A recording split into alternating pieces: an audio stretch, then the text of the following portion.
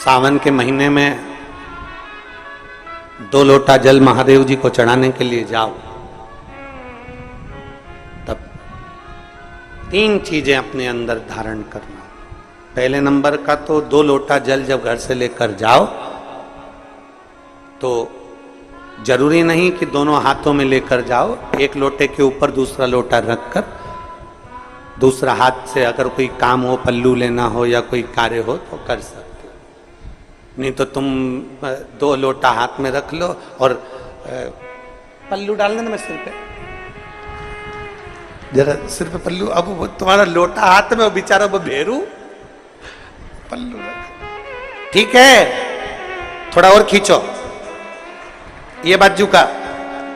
तो पल्लू वो भेरू ने और खींचा है, ठीक है, ये पल्लू मारा मुंडा में दे दो, अब ठीक है।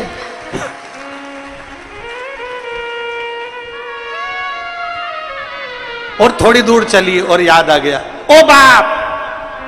इतने में भेरू ने कहा क्या हो गया, क्या हुआ? वो हमारे फूल माला की पन्नी तो ही रह गई, जरा उठाओ, उठाओ जरा, ये ले, कमर में खोसी दो, खोच कमर में पन्नी।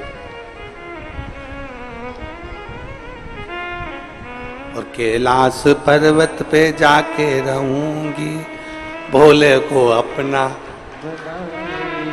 अब पति भी के अच्छा शंकर हुआ और अच्छा जल हुआ,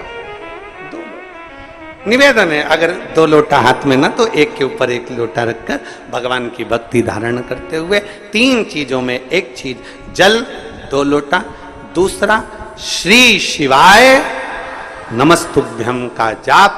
पूरे सावन के महीने में से कम 5 दिन ऐसे निकालना कि बेलपत्री के पेड़ की छांव में बैठकर हम श्री शिवाय नमस्तुभ्यम की कम से कम 1 माला जरूर कर ले, जरूर। और मान लो अगर बेलपत्री का पेड़ नहीं मिले, तुम्हारे आसपास में नहीं मिले, तो फिर एक काम करना, शंकर जी के मंदिर की बेलपत्र मिली जाए, उसको सिर पे,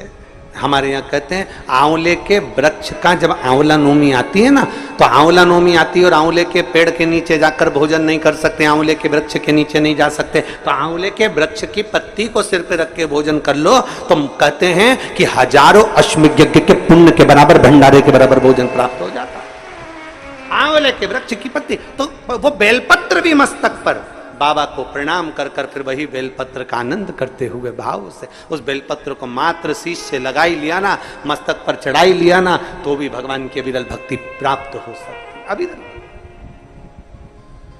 और मान लो बेलपत्र भी ना मिले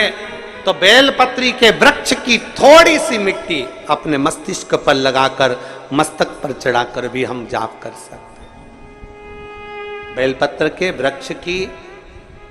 मट्टी का भी चंदन हम लगा सकते। चंदन